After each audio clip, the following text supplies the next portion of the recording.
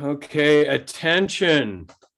This will be a virtual meeting of the Marinwood CSD Board of Directors. There will not be a public location for participating in this meeting.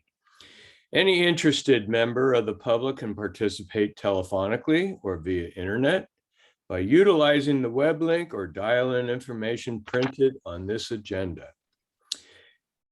At points in the meeting, when the meeting chair requests public comment, members of the public participating in the live meeting, either via internet or telephone, shall indicate their desire to speak. If participating via internet, please click the raised hand feature located within the Zoom application screen. If connected via telephone, please dial *9. And on that note, can I have a call to order, please? Board President Shea. I'm here. Excellent. Director Case. Here. Director Kilkenny. Here. Director Ruggieri. Here. And I am noting that Director Oysterman is absent. Okay, on to B, the agenda. We're going to adopt the agenda. Does anybody have any changes?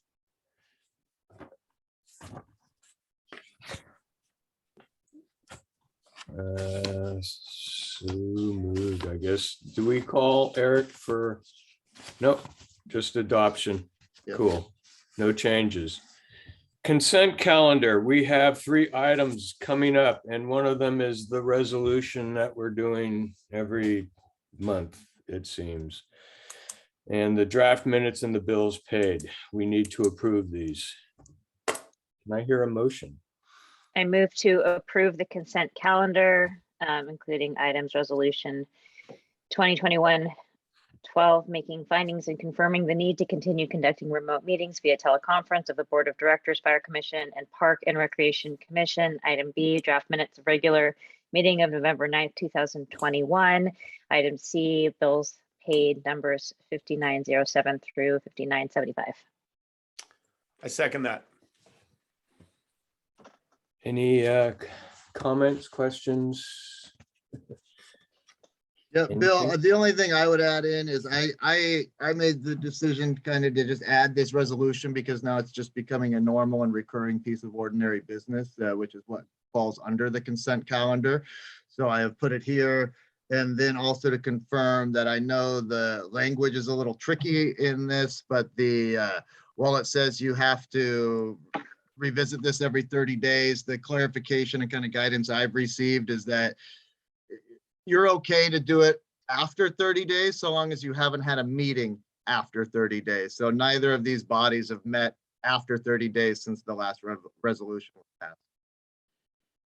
Okay, What That's- would here it be is. the that's okay with me. What would be the process to, when the time comes, we go back into in person, would we just bring it up and add it as an agenda item to say we are going back into person? Yeah, or you just simply wouldn't remove, I would continue to approve this. I mean, that's a good question. I think that would probably be a good agenda item to say, kind of set your conditions or requirements for going back to a public in-person meeting, specific to this body. Okay, And go from there. But given the state of things, I don't know that I see that happening anytime soon, especially with some of the requirements that the state just levied effective at 12:01 a.m. tomorrow. I don't foresee it. I just wanted to ask. Yeah, no, it'd be a decision of the board. Okay, thanks. Anything else? Anything from the public? Yeah, 1 second, Bill.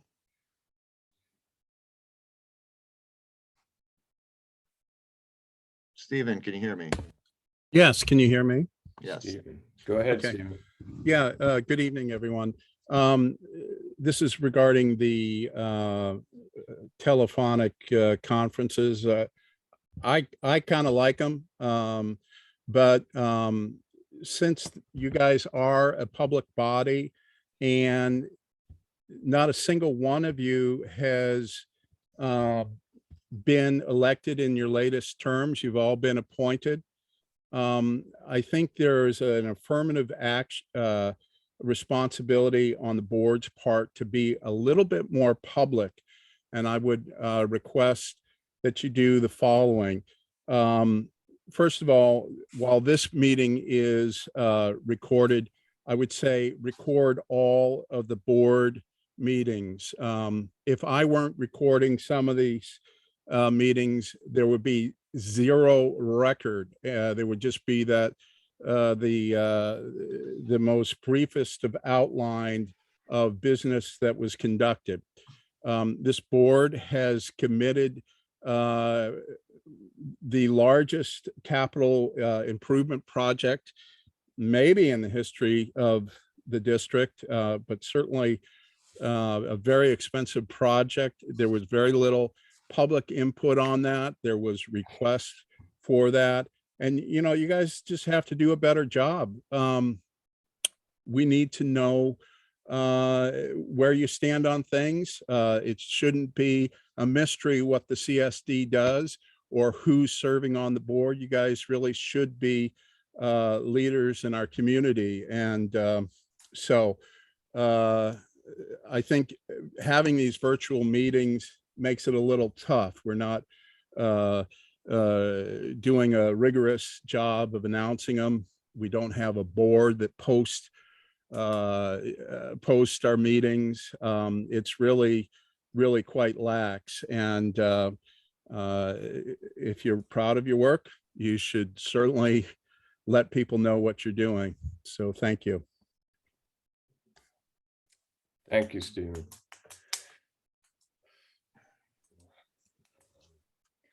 Okay, can I call for a vote? Board President Shea, Aye. Director Case, Aye.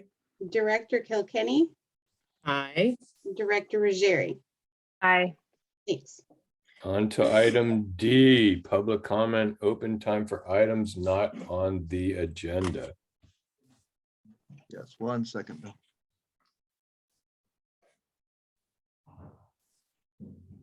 Stephen. Hi, so it's almost 2022 and 3 of the directors have spent their first year on the CSD board, and the other directors have been with us for a while. And I would ask you the question, you know, what have you done this year to actualize a vision for our community? What have you done for outreach into the community? Have you shared the vision of the future, not just with your friends and your social circles, but there's literally 6,000 people that live in this valley. What are we doing to do that outreach? It's important. It's important not only for your legacy, but it's important for our local community to know the good works that you have done and that you're planning for the future. Since none of you served, none of you went through the election process, the public never had an opportunity to get to know you, to get to know your vision. And really the only people who, you know, basically everyone's working off their social circles, and it's really quite small. And maybe you're not comfortable in front of big crowds, but I do think it could be something that would be beneficial for us all. After all, you don't want to have this time that you serve to be wasted. You know, you're important voice in our community, and you're guiding our future, as well as committing significant policies and also debts onto the community. And so I think it's really necessary to sell your vision to the public. That's all I have to say. And I look forward to another great year in 2022. Thank you, Stephen. Anybody else, Eric? No, sir. Okey dokey, on to item E, district matters. We have the election of board officers for calendar year 2022. We're electing board president and vice president. Okay, Yeah, you're right, Bill. I put this with a little staff report in there. This just comes out of the bylaws. This happens every December. To be clear, the practice has not been that they take over immediately, meaning right this second, but this role You takes keep- over with the Eric, next. every time you turn, we're losing your audio. Sorry, I need more. The practice has not been that the whoever gets elected or nominated at this point immediately takes over. This is effective typically with the January meeting, and these are with the calendar year. So regardless of what happens with this bill, you'll continue to close this meeting out, and then with the January meeting, the new president and vice president will move in. understood. Yeah, so you don't have to leave the White House quite yet. No, I wasn't planning on going until the very last second. Other than that, the process is simple. It's, they could be nominated from their peers. If somebody has an interest, that person can express an interest, and then it's a simple vote by the board, motion and a vote. Oh, Is And there, what's the situation about if somebody wants to or gets elected to do it 2 years in a row? Is that a possibility? Yes, there is no. What is it saying about? I don't believe there's any term limit. Eric, we're again losing you. I don't know how it's happening, but literally every time you turn your head, we lose you. Okay, I That's don't know why better. either. Must be the mic on here. But I don't believe that there are term limits. Yes, you could do it 2 years in a row. Okay, awesome. Or a maximum of 4. I just It can't. just happened again. It's a maximum of 4 terms. Okay. And I just for my own edification, this cycle, Bill, of your being elected, how many more years do you have? The next election cycle. Okay, so you're up in November. Yeah, Okay, what about Savan? same. Okay, It's like every 2 years. So the last election cycle were the 3 of you Right. guys. and then the next election cycle is the opposite too. 2. Okay, Yeah, okay. that's how it's run. Except for the 1 year where we had to give ourselves an extra year to save money for the district. Gotcha. Well, that was actually a state mandate, but you know. Yeah. Whatever. Tomato. Little details. What is there anybody who's interested in doing it? Like who wants to throw their own name in the hat? I would be willing to throw my name in the hat for president this next year. Okay, Cool. I like that. I am I like not. the way this is going already. I like it. I am not, so it's unanimous. Do we vote Unless on Savan wants to. Do we vote on these one position at a time?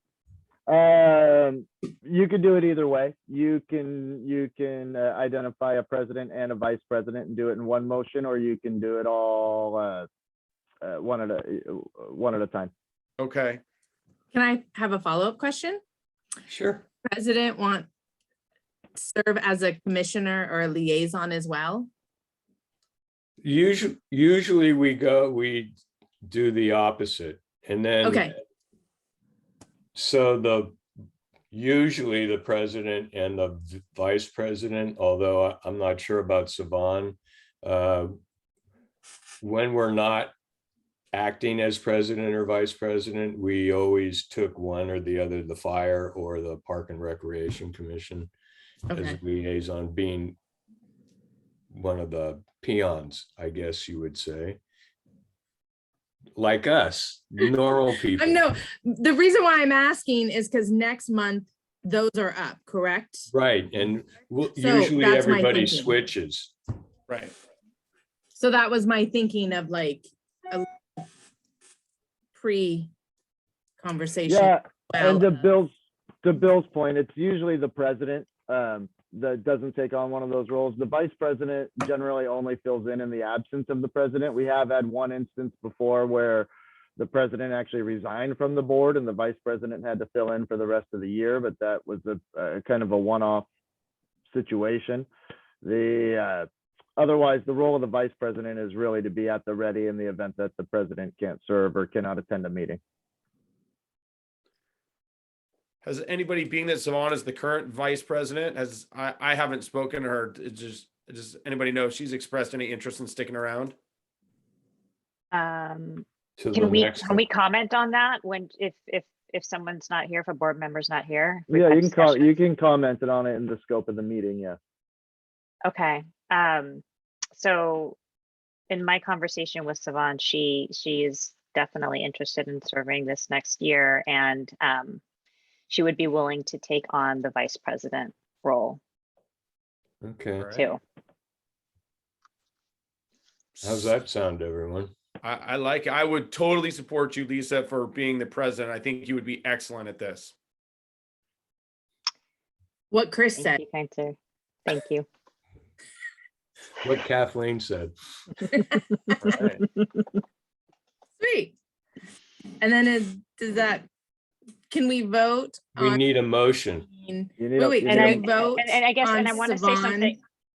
One being other thing VP If too. she's not here. Yeah, one sec. Go ahead. Yes, Which one? yes, you certainly can. Okay.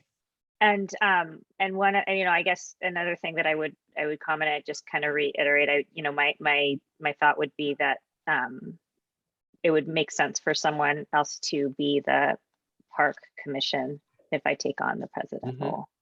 For sure. That's why I was asking, just to make sure, because I think, again, we do it next month. Yeah, Right, and to be clear on that, there is no park commission meeting this month, so the park commission doesn't meet again and after the next board meeting. Okay. I move to name Lisa the next president of the Marinwood Community Services District and Savon the vice president of the Community Services District for the next calendar year. A second. do we open this up to the public, Eric? I don't, You do. okay.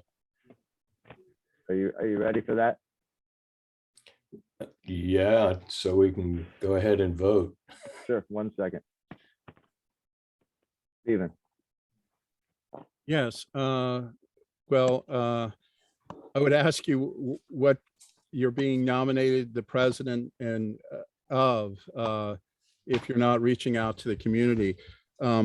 This is, I think each one of you are good in your own respect, but honestly, I don't know what your positions are on a lot of things because you've never articulated it publicly.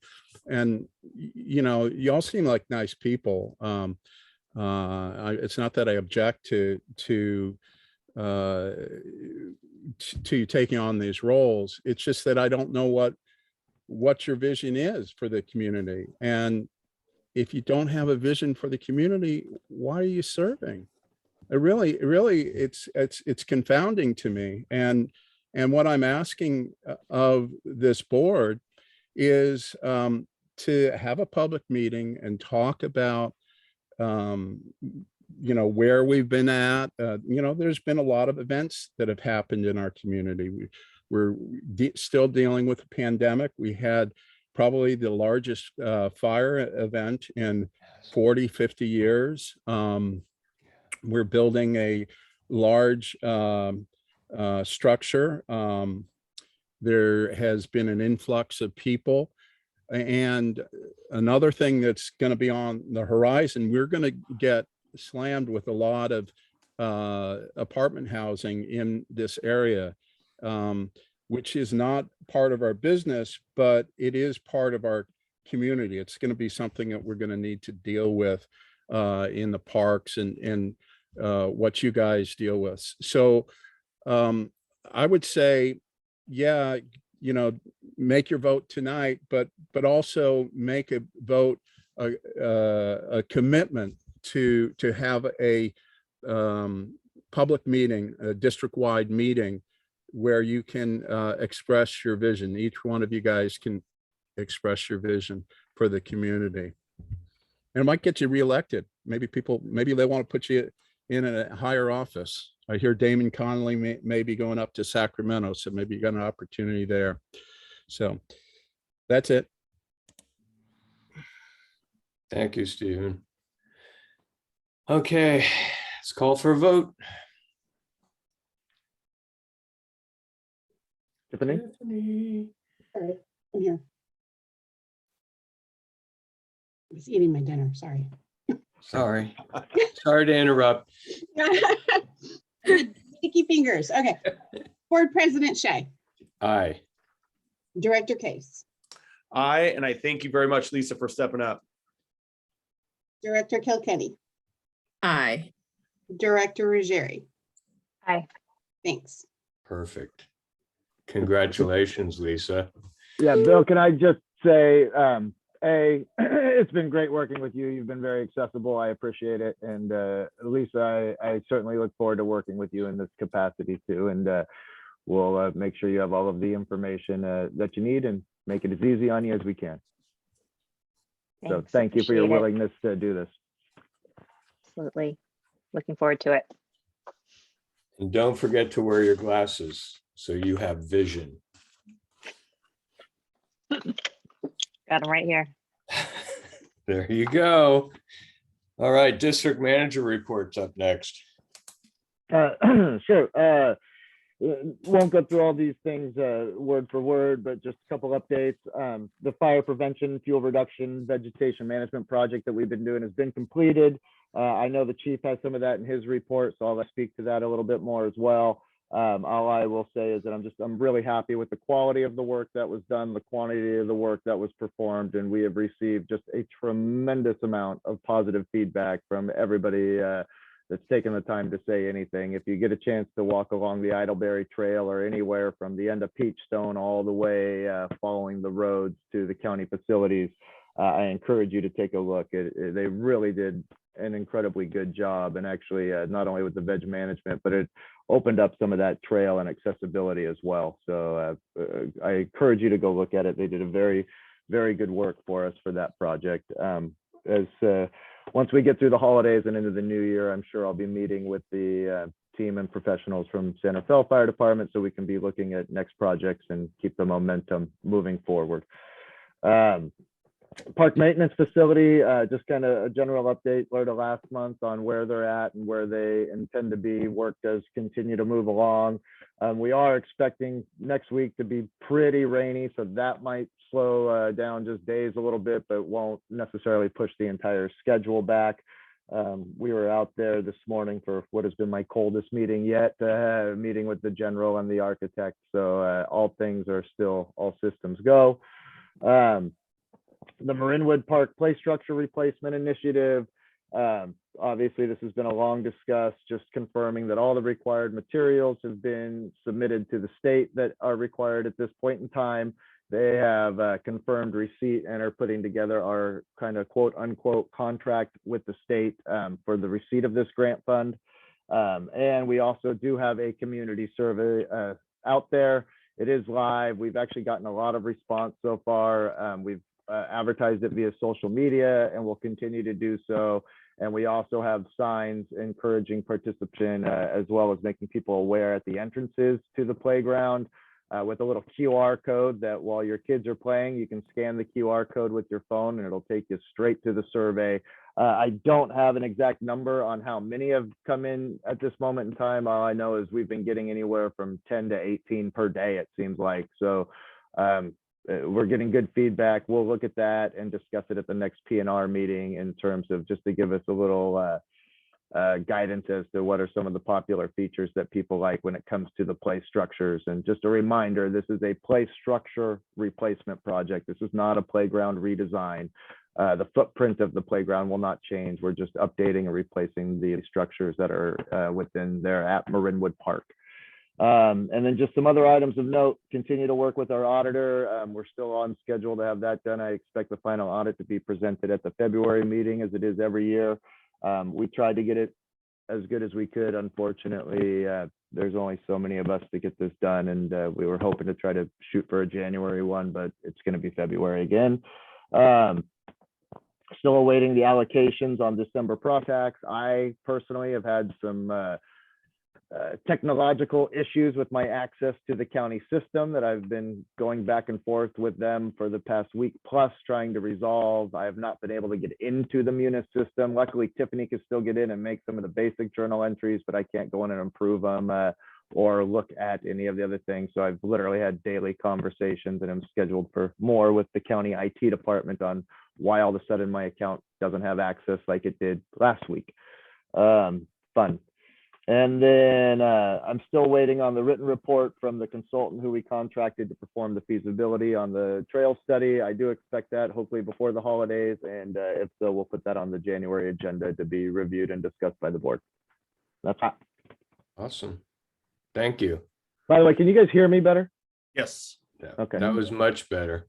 Yeah. Good. Hey, Eric, do you, just talking about the park maintenance structure, do we have, obviously things can change, but do we have a sense of when we expect that to be completed and in operation? Yeah, significant completion is going to be keep in mind, we're just talking about the building. We're still eyeing kind of end of January as significant completion where we'll actually be able to start kind of moving some things over there. And by February, really be operating out of there and hopefully be able to fully disassemble the temporary location that we have. We were talking today too about kind of finalizing and putting out an RFP for the courtyards and what that should look like in terms of materials, adults, how about it, and give ourselves some options that we can pick and choose from based on with the base bid of being the western courtyard, and then some adults with various materials and then the eastern courtyard as well.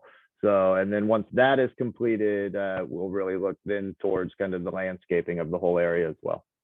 Okay. But significant completion for the construction of the building facility ended January, early February, and then hopefully the courtyard's not too far behind that. Excellent. Thank you very much. I appreciate it. Yep. Eric, will the windows be in by then?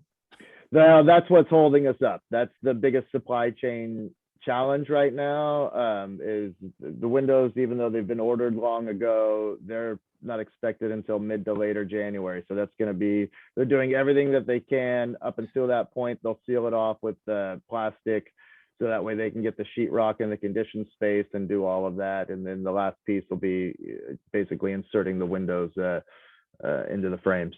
So that's the one part we're still waiting on. I actually asked about that this morning. Still no update, in the hopes that hey, they're here early. That never happens. So that's the piece that's kind of pushing the schedule back a little bit farther. All right. Anybody else? If you haven't walked by and checked it out, I encourage you to check it out. Steel has been placed, all the welds are in. They're going to be doing the footings. Once the footings are finished, they can start working on grading, and then obviously working towards close-in, and then close-in inspection and getting everything else done inside. But it's really, they've made tremendous progress. It's going to be a very functional, great facility for our crew to use. Nice. Thank you. Any other comments, questions, anything from the public? One sec.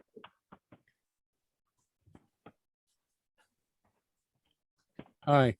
So thanks for the report. For the new directors who might not be aware, we had a very significant, several significant slide events as a result of erosion along the Idleberry Trail, and I also up on the ridge. One of the concerns of this clearing of material is that we're going to have more erosion problems, and I didn't see any mention of erosion control measures being taken in that area. I wonder if Eric could address that issue so we understand that it will be taken care of, that we're not going to spend hundreds of thousands of dollars in legal claims as a result of our neglect of our trails. Eric? Yeah, I'm Bill. I'm happy to speak to that if you'd like. Let's have him finish his comments first. Okay. Well, I think my comments are contingent on whatever the response is. One of the I will make a few comments. I have said in the past, one of the positions that we really do need is I would call this person a caretaker or a ranger, not simply a maintenance supervisor, but somebody who really understands landscaping maintenance and would address the concerns of all of our 800 or 900 acres that is under our care. It seems to me that we're always kind of catching up. We always have to find an outside expert to address some of these issues. Eric mentioned the trail report, and it seems to me that this is the kind of capability that we really should have in-house that we don't have.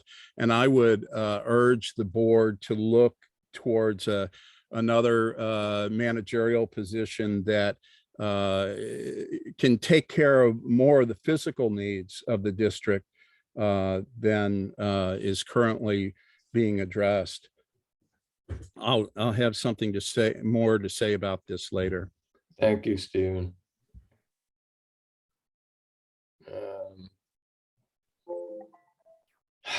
Eric, I guess his erosion control based on our fire safety. If you want, what I can tell you on that, Bill, is and even in the plans and in the NOE that was filed, there was no ground disturbance that was part of this. This was simply removing dead debris, as well as some invasive species that were there. I'm not an expert in this, so I can't be taken at this, but what I can tell you is that there's less debris on the ground at this point in time that's loose and able to fall. It's been cleaned, it's been done well. And again, ground disturbance was not an aspect of this project whatsoever. Okay. And my way of thinking on the second part of his comment was hiring a new park person, probably on the lines of John, of our Park and Rec president and his, and board member, the two Johns. I mean, that just flies in the face of idiocy as far as I'm concerned. It would be counter to previous decisions that were made when the park director position was eliminated by the board back in 2014. And it also, what I can tell you is all agencies that I know also hire and use outside consultants for various projects, including the gentleman who we are using for this particular feasibility study was actually recommended originally through the open space district. So even districts much larger than ours are utilizing outsourced professionals to do that type of work.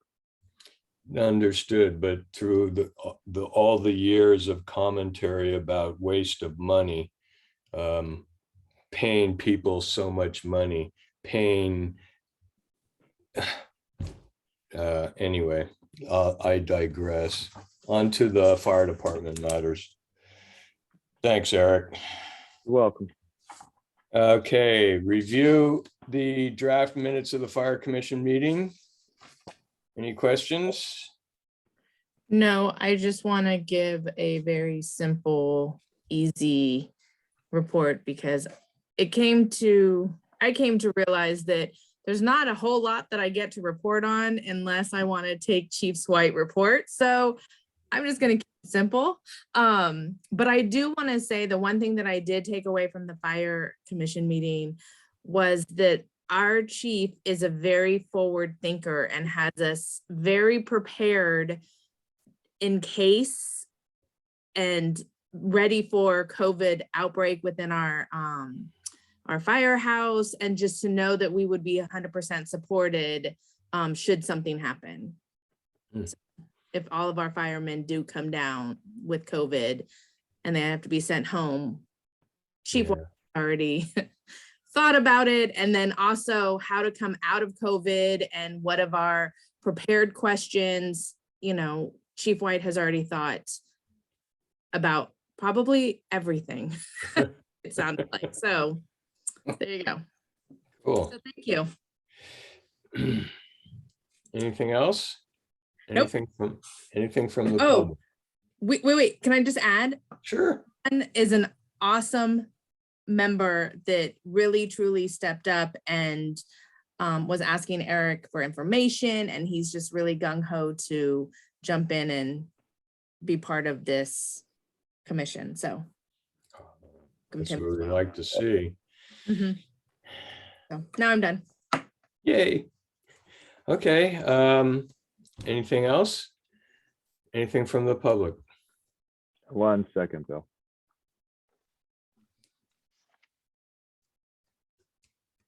Steven. Yes. Well,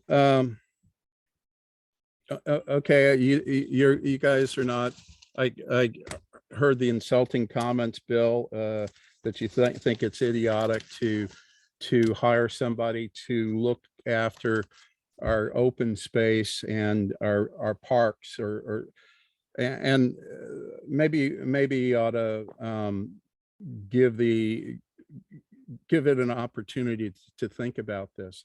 Really, what I'm saying is we do not have expertise in-house.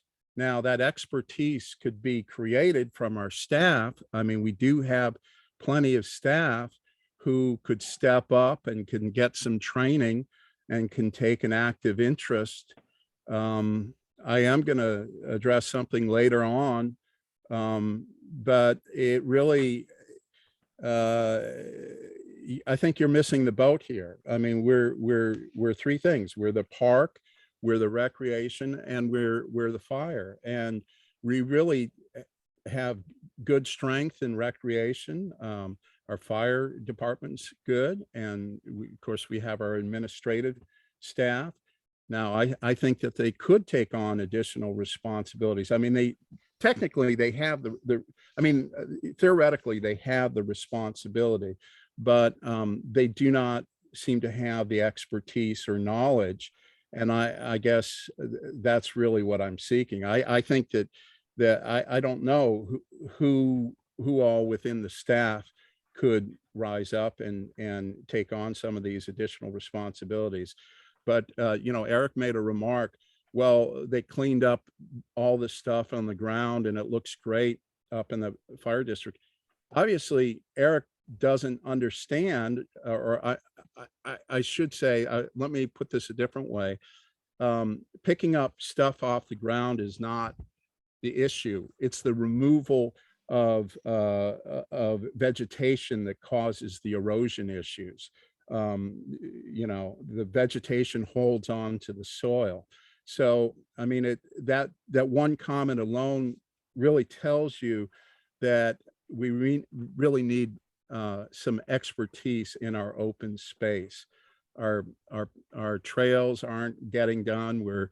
I will bring up accessibility again. That is an issue that has been completely ignored. And it really is important for the proper functioning of this district. Thank you, Stephen.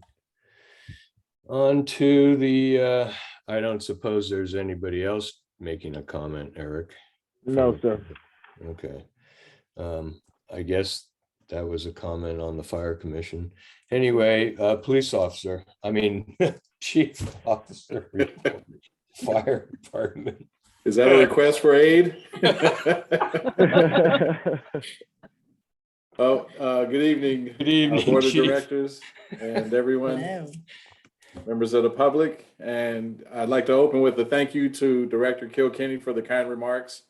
I wish I really had a good grasp and complete handle on everything COVID. I just was trying to project ahead based on some of the things I'm witnessing and trying to get some answers so that I can plan appropriately. But I appreciate that. Now you got me inspired to make sure I'm dialing it in so I don't have any missteps.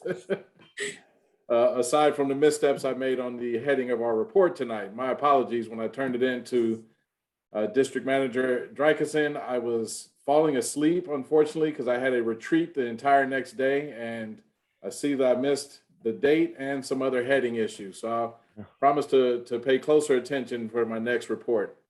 Hopefully my content was still, fairly decent, but I'll start with the Marin Wildfire Prevention Authority. This week, Director Brown's meeting with the Advisory Technical Committee and some of the Operations Committee folks to discuss a variety of things regarding our CEQA and upcoming operations work plan for 2022. He also requested that any agency that has links available for projects that they've completed, submit those to him so that he can add it to the MWPA website so that everyone can kind of see what's taking place within various agencies. And as I think was mentioned earlier by Eric, the fuel reduction project along Idleberry Road has been complete. This is right proximal to the area where the goat grazing took place. This was a local project funded by MWPA, and I'm sure it's going to be one of many other projects we'll be able to look at and see with the excellent results from the thoughtful removal of the vegetation and the fuels that can contribute to rapid fire spread. And so given that, my hat's off to Quinn, Kate Anderson, and some of the other staff who ensured that they delivered and the vendor actually cut in a responsible and thoughtful way as they approached doing what they were doing to ensure our fire roads were clear, but also cleared in a manner that was aesthetically pleasing, but also environmentally sensitive as well. Moving over to COVID, I just want to speak to a couple of things. One, given that I'm hearing we have a new mask mandate coming up sometime tomorrow. The California Department of Public Health, I guess, has decided through Governor Newsom that we're going to be, for a 30-day period, required to wear a mask indoors in all indoor public settings. There's some interpretation that I'm trying to work through with staff right now about whether or not that applies to fully vaccinated public safety personnel who have a separate order that was issued on November 1st. My thought is that that order applies to everyone. I don't think there's a distinction between public safety or other employees or other members of the public. So I want to make sure that that information is clearly understood from the county level before I confirm that our members, while they're in the station, as an example, don't have to wear a mask when everyone is vaccinated. I know everyone's familiar with the new variant that's emerged and it's hit our shores here. Given that, I think that's what's prompted the extra precautions going forward for the next 30 days, given a lot of the travel that's going to be taking place and a lot of the small social groupings that are going to occur where they believe a lot of the COVID spread takes place. And so given that, my encouragement is that everyone get the quick rapid tests that are available at Walgreens and other places. I believe it's called the Binax. In 15 minutes, you can have a kind of a good clue as to whether or not you're testing negative or positive. And then you can move forward with your social gathering with a little more confidence that there's not going to be a transmission or an incident that, someone can be infected. And so we did that for Thanksgiving. I think it worked out pretty well, especially when we wanted to protect our family members and some of the more vulnerable elderly individuals and folks who actually had decided not to become vaccinated, which that's still something that I'm struggling with, but that's my own thing. There's also a big push right now to try to get more booster doses for everyone. And so I just wanted to mention that as of a couple of weeks ago, it seemed that roughly only 25% of the population who's been vaccinated has actually taken a booster at this point. And so the concern there is whether or not there's going to be some vaccine efficacy that wanes over the course of the next few months if individuals don't follow up and take that booster, especially those individuals who may have taken a single dose Johnson & Johnson vaccine. I understand that starts to erode pretty quickly over the course of a several month window. And so while I don't have the details available to me right now, I believe one of our commissioners actually had provided some pretty compelling information about how quickly the vaccine's effectiveness can dissipate. And so given that, I understand there's at least 7 people hospitalized right now in Marin County, and that uptick and that increase is something that we're keeping a sharp eye on.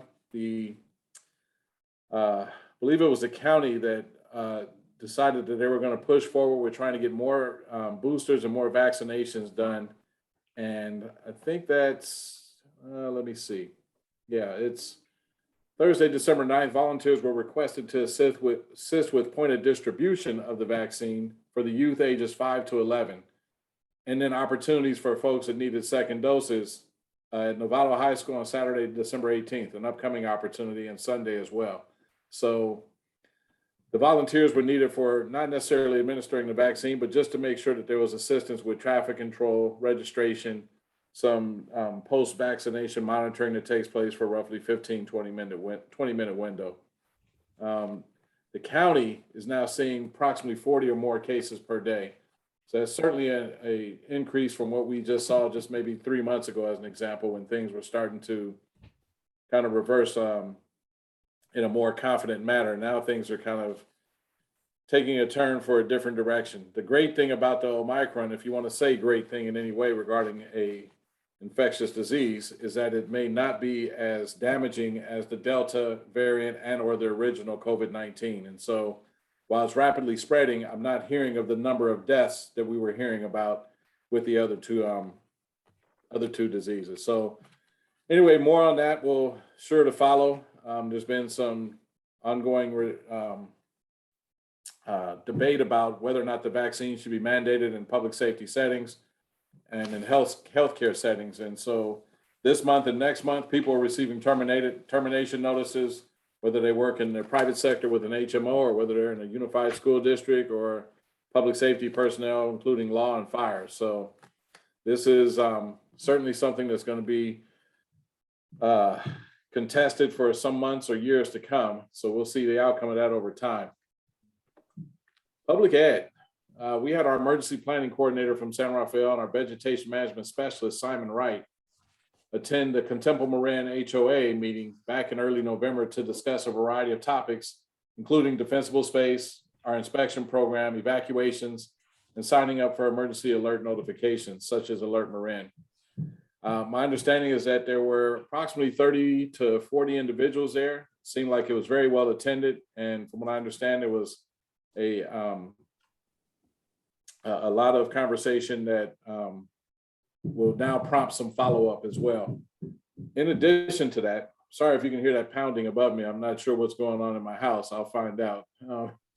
At any rate, there was also at St. Vincent School, a fire evacuation open forum that took place on October 25th from roughly 3:30 to 4:30. And again, this was something that may have been prompted by the Lassen fire that occurred earlier this year. And the main topic involved evacuation planning and fire prevention planning for K through 12. BC Jason Hatfield, Mary Scramstead, one of our vegetation management specialists, and Raid Al-Zahir, who's a new emergency management employee, all presented on best practices in evacuation planning, mitigation tactics, and recommendations on how the school district could move forward.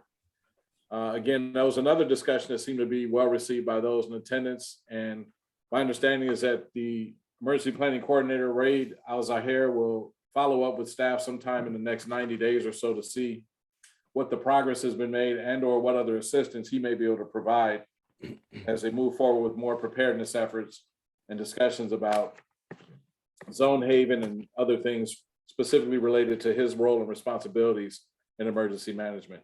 So stay tuned for more information on that in the early part of this coming year.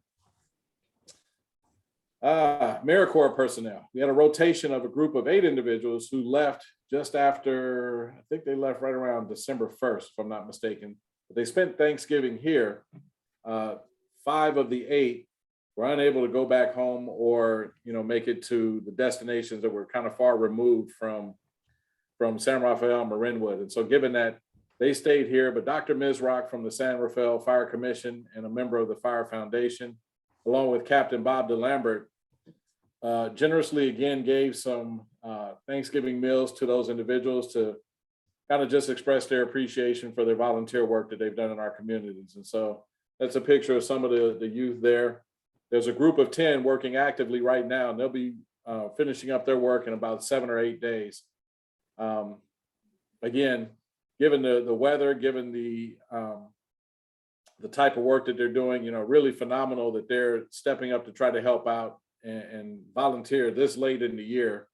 But, granted, the last couple of years, we haven't had this kind of weather in December. So this is probably something that, we'll have to revisit later, whether or not it really makes sense to bring them in to continue to do vegetation work when we're getting the kind of rainfall we're receiving. So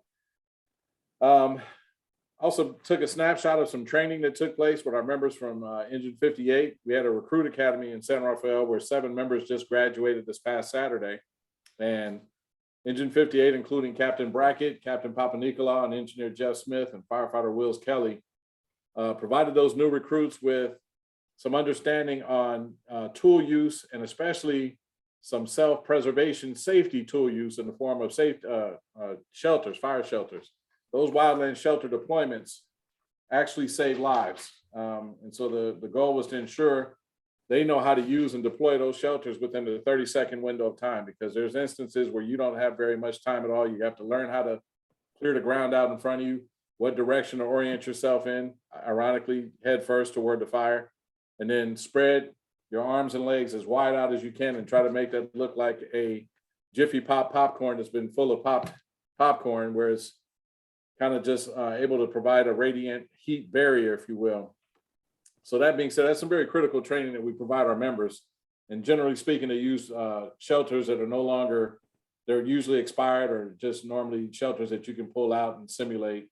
But very important training, and our staff was there to help them along. So that's very admirable.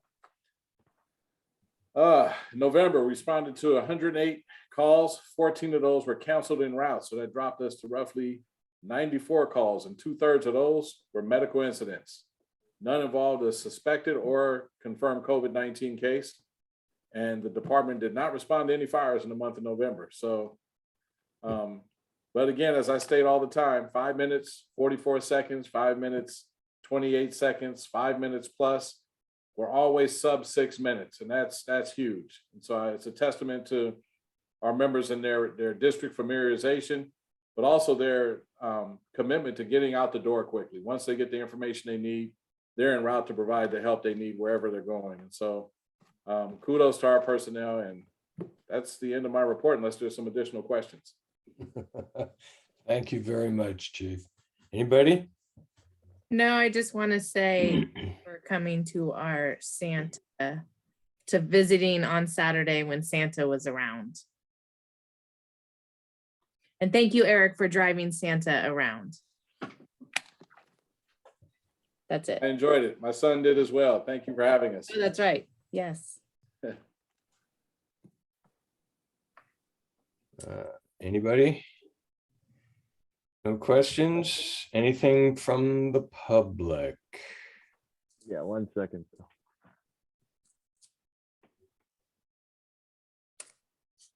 Steven.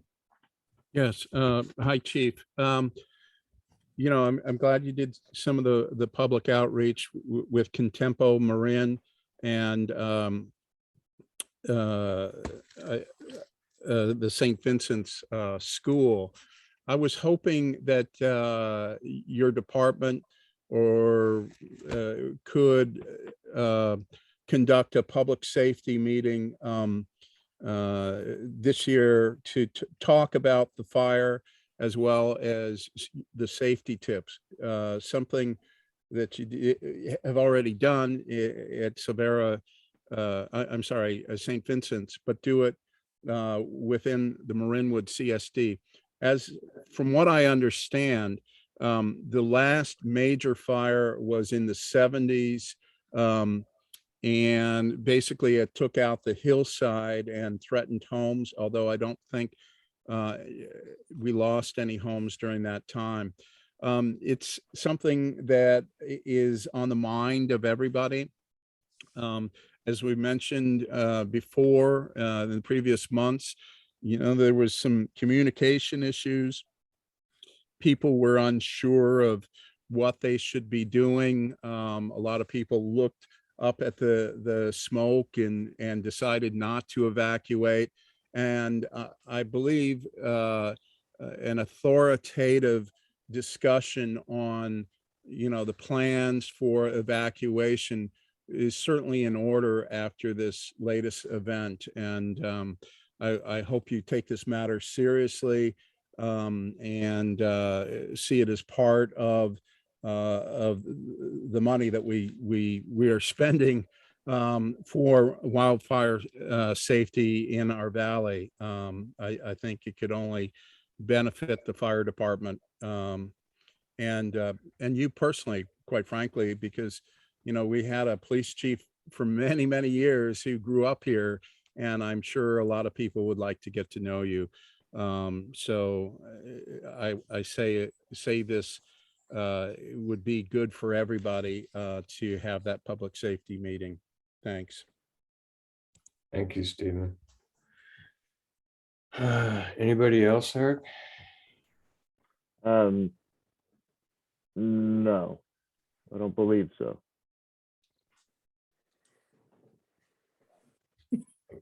Okay. Yeah, sorry, I don't, no, no, Okay. it does not appear so. All right.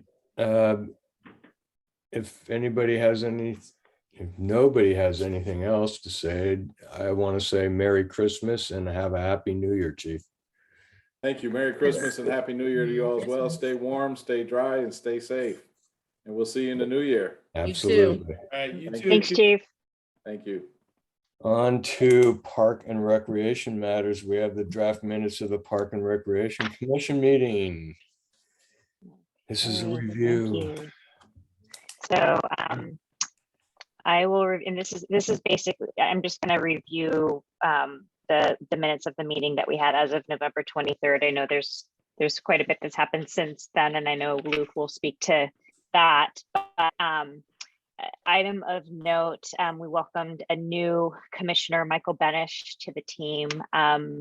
He has an excellent background in public service, and he also lives in Lucas Valley Estates, and he had some excellent questions. I think he's going to be a really a wonderful addition to the commission, so we're excited to welcome him. We also talked about a bit about the playground survey, which was at that time about to be launched. We've since heard from Eric that it's been successful and it's been well received, and many are responding to it.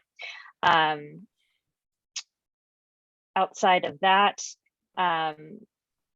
there was talk about a trailway that goes between the park and some apartment housing near Marinwood Market that's not accessible now, but might be in the future, and just some concerns surrounding that.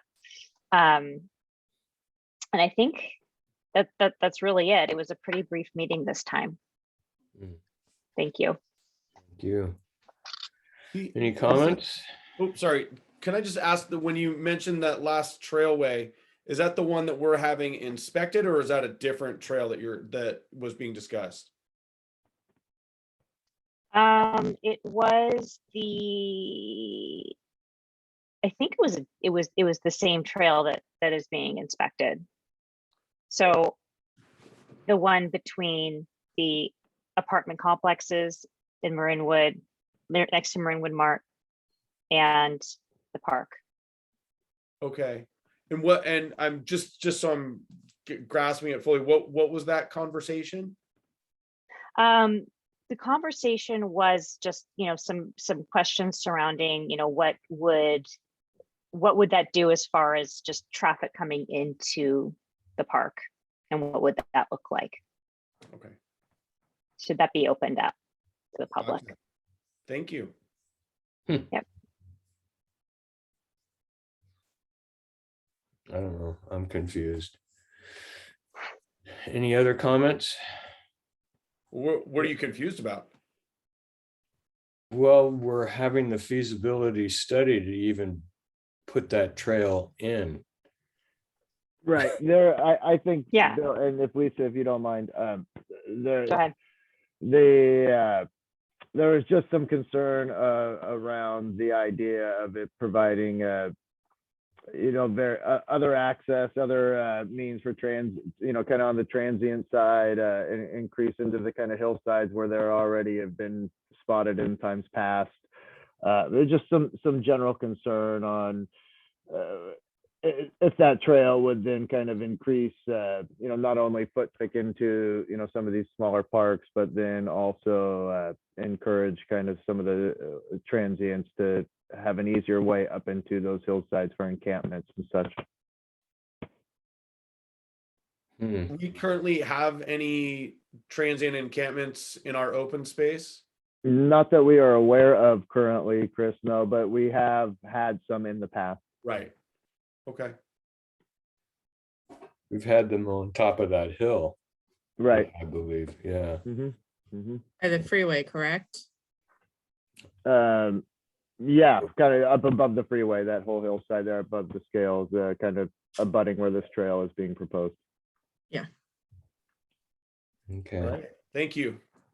And anybody else? Anything from the public? Yeah, 1 second, please. Steven. Yeah, no, we're talking just about the report. Is that correct, Eric? The Park and Rec Commission minutes.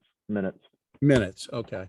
So I did record that, and once again, it's very easy for you to hit record on these meetings. So the access to the information on the meetings can be enjoyed by our full community. I honestly don't know what the issue is. You're not saying anything terrible, and people may learn a little bit more about what's being planned for the district. There was a mention, and I think, Eric, you brought it up, that Luke was going to present something on the fireman's picnic area, which Lisa forgot to mention. And Luke hasn't spoken tonight. Maybe he was planning to bring it up tonight. I don't know, but certainly like to know a little bit more about that. That's all I have to say. I thanks for the report, Lisa. I think you did a decent job, but there really was more to the meeting. And if anyone wants to see it, you can watch it at double speed on savemarinwood.org. It was only a 40-minute meeting, so it was very quick to get through. Anyhow, that's it. All right. Thank you, Stephen. Can I just add one thing? Because I know Stephen wasn't at our last meeting, that we kind of added, Stephen, we added a little bit of feedback from Lisa and I, who are the liaison. So our report, again, FYI, our report does not replace Chief White's report or Luke's report. It's just what we feel as liaisons, what we want to present to the board of what we found, like our own recap. So it's not like she's replacing Luke's report tonight or I replaced Chief White's. It's just a little recap that we wanted to provide because both of us are attending all these meetings. So Thank just- you. kind of add that. Thanks, Kathleen. I think that clarification was very helpful. Yeah. Thank you. Okay. On to the Park and Rec activity report. Luke. Can't hear you, Luke.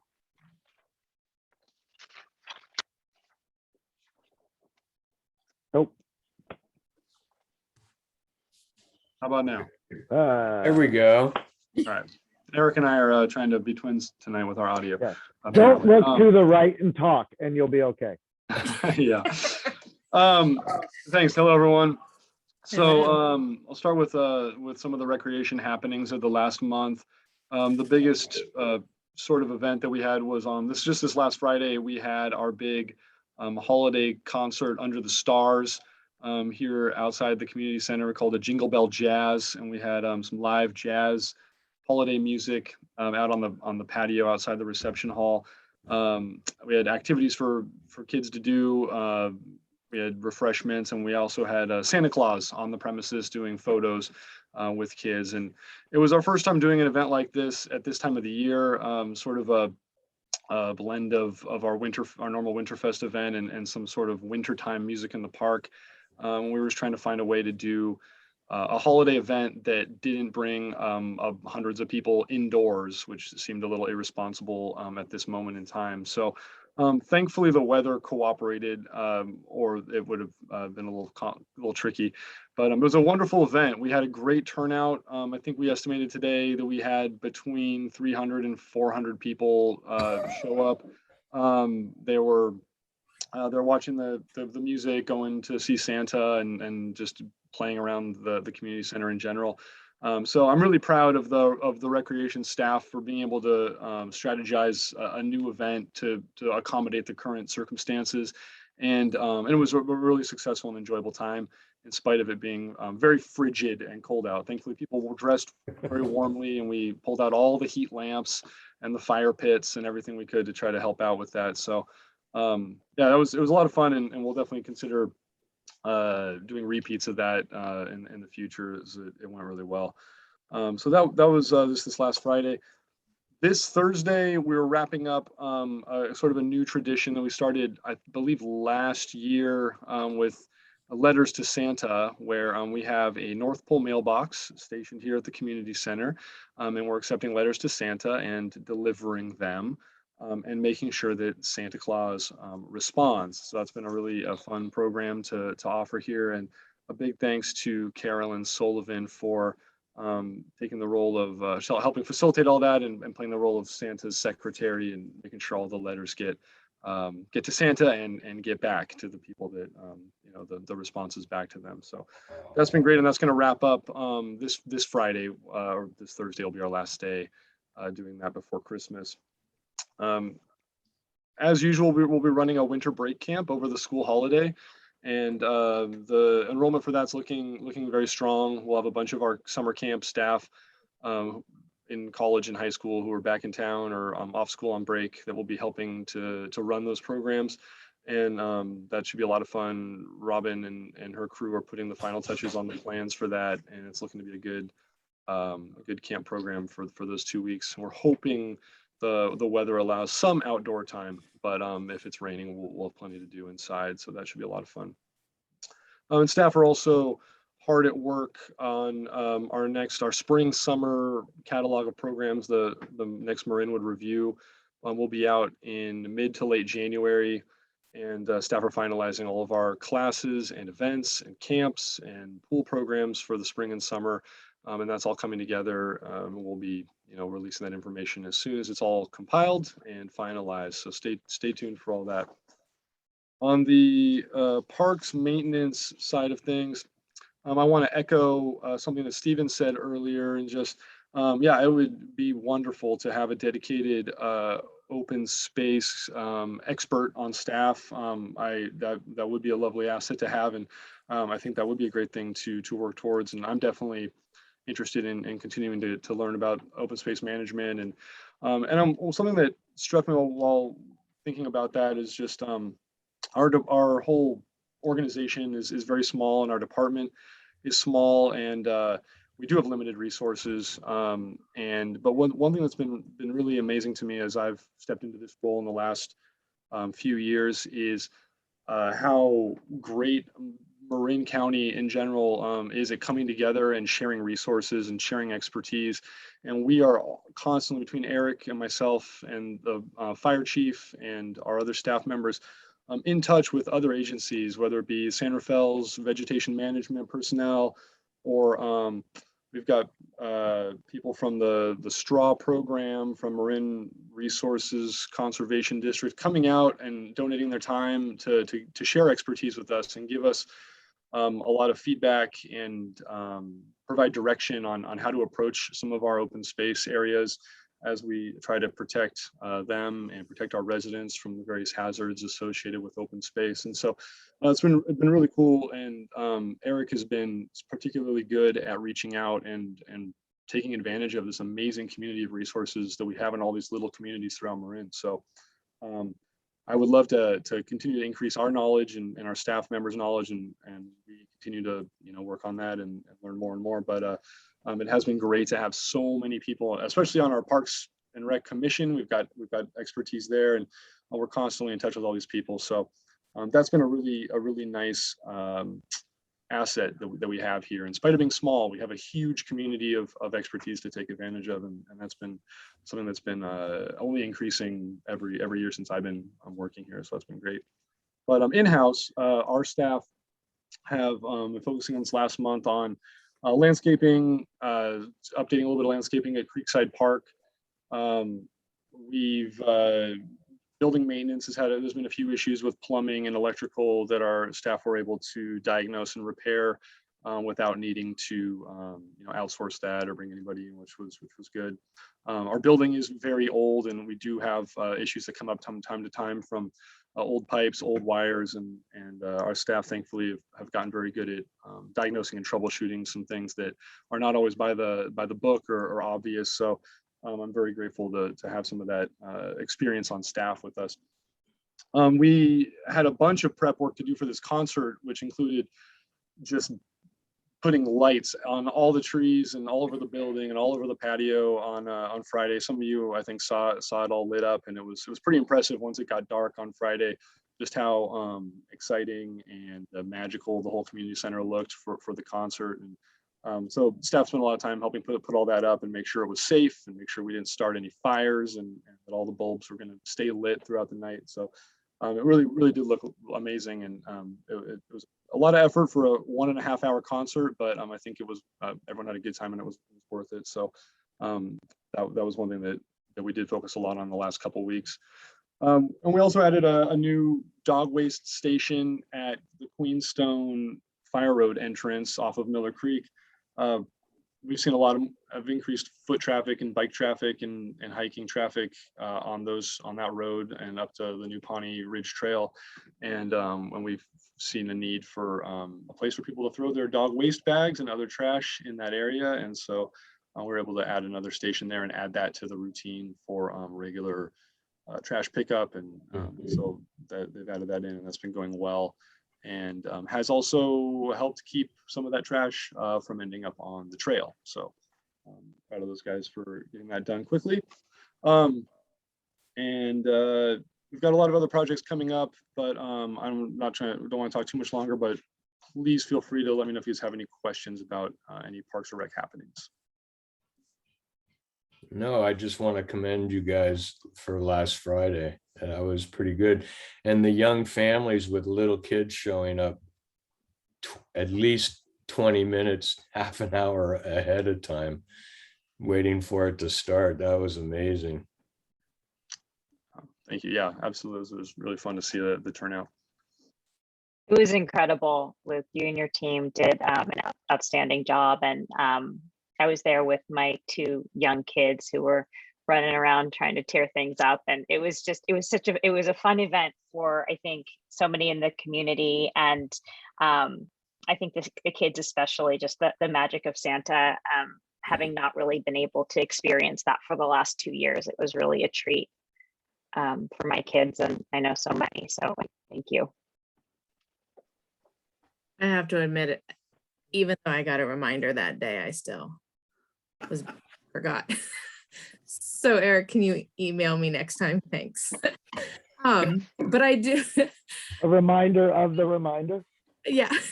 I totally forgot. But I do thank you for all you guys do and all the hard work. And I just noticed, well, I didn't notice, but I want to thank you also for keeping the algae out of the pool. I greatly Oh, absolutely. because I just read that looking down. But I do have one question. Do you guys have a backup plan just in case for March for Raise a Glass, or is it outside again? And do you do, No, as of right now, we've done Raise the Glass for, I think, I don't know if I mentioned how many years we're at on this one. I think this might be our 11th year, or 10th or 11th year of doing the Raise the Glass event. And it's rained a few of the years, and this will be a mostly indoor event. And Okay. if we are able to take advantage of the patio, we absolutely will. And most years we've been able to do that. It's been definitely watching the weather every 5 minutes on some years, but that is an event that we can do fully inside if need be. Okay. Can I have a reminder on that one too, Eric? Oh, I bet you won't forget that one, Kathleen. No.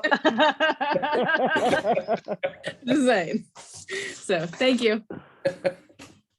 Luke, is there any chance, it sounds like you guys were super busy and I know the weather hasn't really cooperated necessarily, but is there any chance you guys got over to the Fireman's Picnic area to kind of assess what's there and if there's any resources that could be reallocated? Oh yeah, Chris, I'm sorry. I ran myself a note to bring that up. I was planning on talking to the commission last month, bring that up and give a brief talk about that. And I ended up not being able to make it to that meeting. So that sort of those plans got derailed. But yeah, we're out at the Fireman's Picnic area all the time. We go, it's one of the stops on the thrice weekly trash pickup. We go and check that area just for general state of affairs and debris and to check on things on a weekly basis. And it is a highly utilized spot. I mean, it's not a huge destination like some of our other parks are, where people are coming from out of town. There's no parking, there's no bathroom, there's no sign, it's not really on the map. And so it is kind of like a little bit of a hidden gem from Marinwood, but it does get a lot of use by lots of different individuals, groups, and yeah, there's definitely the instances of kids hanging out there potentially after park hours. We do get the occasional bouts of graffiti and small amounts of vandalism here and there, but nothing really beyond what we see in some of our other areas as well. But yeah, it's a spot we use throughout the summers for our summer camps. We do take camps out there for different activities. We've had some of our specialty camps over the years utilize that area all summer. We have had certain classes meet out there historically, depending on the season, for various things. But yeah, I'd say we count it as one of our parks that just is more of a natural setting, and the tables and things that are out there were put there by design. And so as far as, we'd definitely be open to, if someone wanted to use that area for something new, looking at what that would be. But we do count that as a resource when we're planning our camps, planning our after school program activities. It is factored in, and it does get used regularly by our programs. And I know the general public is out there frequently as well. So it used to be, there used to be a big annual fighter barbecue that took place there, and they'd actually drive the trucks out there on the trail, and that was a big deal.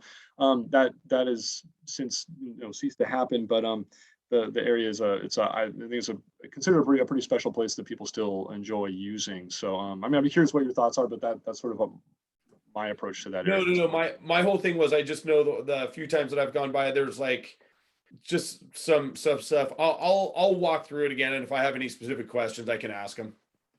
Sounds good. You did mention that Queenstone is seeing a lot more foot and bike traffic, obviously for a variety of reasons. Has there ever been any discussion? I know we haven't had it since I've been on the board, but any discussion about adding things like tables or anything there's some pretty nice stopping points that would be off the road, so it's not like they would inhibit a fire response or anything like that. Has there ever been any discussion about that? There hasn't, not in my experience, being part of conversations like this. I've never heard that brought up. That would be interesting. Definitely not looking to add another maintenance stop way up the No, trail totally. for our staff, but I think that there are definitely some lovely spots where, a bench or something would be a nice addition for sure. Right. No, I was definitely thinking more in the pack it in, pack it out, maybe putting, like a large picnic table or something like that, just in a few spots up the hill. I'd be curious to know what John might think of that, being that he was so involved with the Ponte build. Yeah, likewise. Thank you very much, Luke. I appreciate it. Thank you. Any other questions? Anything from the public? Yeah, sorry, Bill, 1 second. Steven. Yes, thank you. First, I want to address Kathleen and Lisa's concern or answer to my concern about the reports. I don't want you to take this personally. I do appreciate your reports and they are helpful, but anybody who is going to report on a meeting is going to report from their own perspective. And it really wasn't to diss your reporting ability, but to say, hey, look, we have the technology. It's very easy to use. You press record for the meetings, and we've got a record of what is occurring, what is being said at the meeting. So it seems like a very simple fix.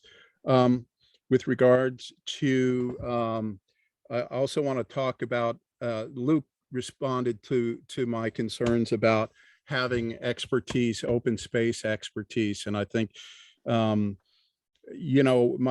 frustration is I see the excellence in our rec programs, and I ask myself, well, why can't we do that in open space? It's a huge resource. It's people want to use it. They are using it, but it doesn't seem like we have the same level of excellence in our open space that we do have in our rec department. And I'm glad that he's looking into becoming a little bit more educated in this area. But really what my remarks are, I'm saying really we need a managerial, a little bit more hands-on managerial oversight in the open space. It seems to me that our Parks Department is kind of left on their own, and they pretty much report what they're doing, but there's not as much direction as could happen. And I will give you a concrete example that may be a bit embarrassing. About a month ago, I think at our last meeting, Chris said, hey, who took down, I think the sumac next to our tennis courts at Miller Creek? And you said, oh, well, that was our staff. We're going to pick that up. And it's been sitting on the ground for over a month.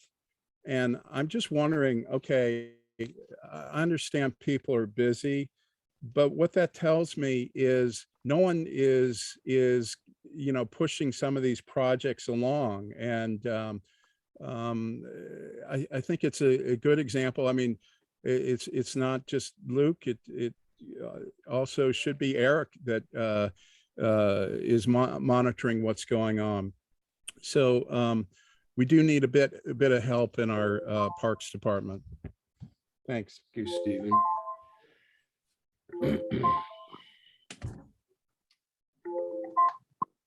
Okay. Hello. Eric? Yeah, go ahead. Okay. I don't know. It was kind of weird stuff happening. On to board member items of interest. Anybody? I'd be interested in finding out, are there, again, I totally agree with Luke. The intention is not to add any maintenance it's not like we're going to drive the trucks and dump trash from the top of Queenstone, but there are some pretty exceptional spots along our trails that we could be maybe adding some tables for hikers and bikers to enjoy the incredible views that we have up there without having to like sit on the ground or some broken up concrete that exists in some of those places. So I'd be interested in looking at open space and seeing how we could maybe add, I'm talking very basic, like picnic tables in strategic locations for people to enjoy the visitation of our open space.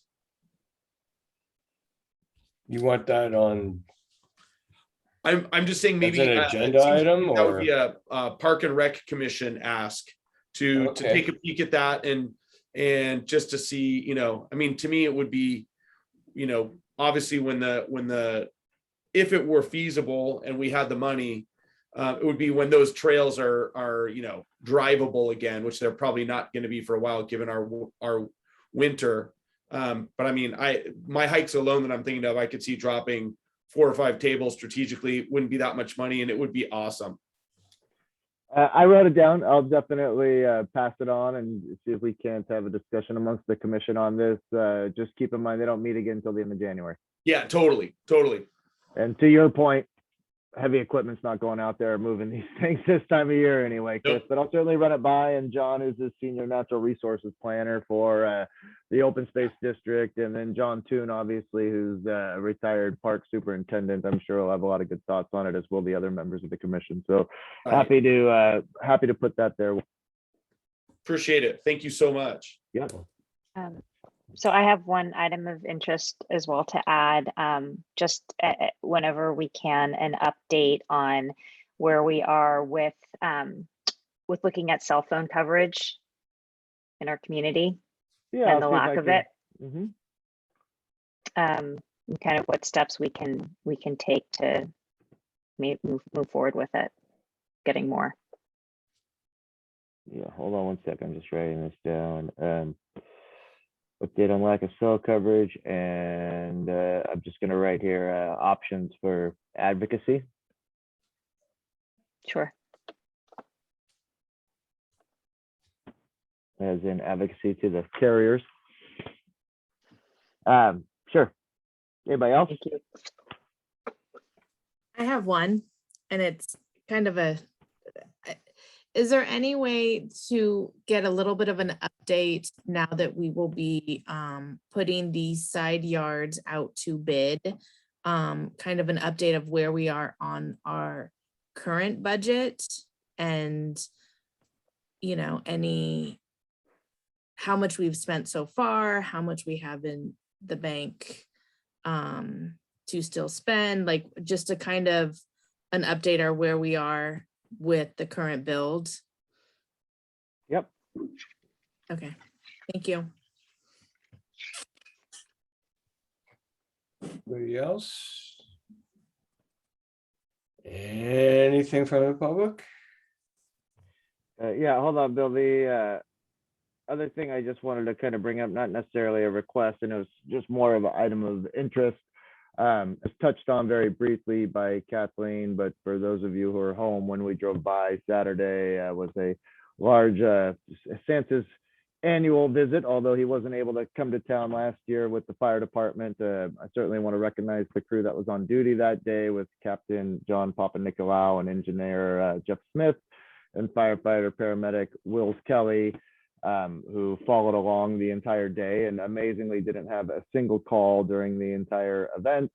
Chief White came at lunchtime and he joined in from that point on for the afternoon. And then most importantly, just recognizing a longtime commissioner on the fire commission, as well as with the volunteer department, Greg Stilson, as well as our newest commissioner and also a long time with the volunteer fire department, John Surratt, who have really just put a lot of passion into this project for the past several years. And then recognizing Robin, who helped round up some elves to give Santa a hand along the way. It was a great day. We recognized weather was going to be a challenge, and we actually hit, I would say, probably 80% of all of Marinwood, starting at 9 a.m. in Lucas Valley Estates, making our way through up and down the streets there, through CSA 13, breaking for lunch, getting all through the berries, most of the stones, up and down the woods. It was a fun day. It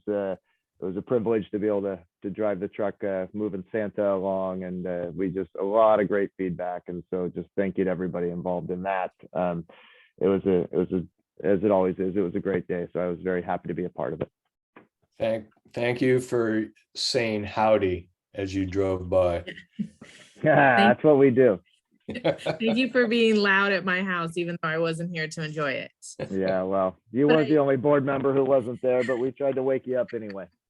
But I do want to tell you that the whole community would definitely appreciates you switching gears and doing all of Marinwood on Saturday and trying to get as much in and having everyone stay longer, or whatever your projected time frame was in the beginning, to try to see as many children as possible. And because I know we went nonstop basically from 9 a.m. to about 4:15. And after that, it was starting to get dark, and unfortunately, people had to get going home. Normally, they break it into 2 days, but we knew Sunday wasn't going to happen with the weather, so we pushed hard. And according to folks who've done this for years past, we've never come close to doing that much of Marinwood in an entire day. So it was understood. It was sad we couldn't go up and down every single street, but we did the best we could with what we had. Cool. Thank you very much. Was there some sort of like a note, like some sort of a communication that this was going to be happening? Because I wasn't home. at the fire Oh, committee. Well, no, Fire it did go out via some of our social media channels as well, and there were certainly people who knew, and we kind of said, a window of like 9 to 3. So I know it went out. It probably could have been a little bit better. It was really kind of put together in the few days leading up to it with all the confirmation that we could make it happen. It certainly requires kind of a large volunteer effort to put it all together and to get all the pieces in place. So it was, and then as far as once we were out there, if you were within a 6-block radius of where Santa was, you knew he was around because they had the sirens going and the loudspeakers and all the like. Yeah.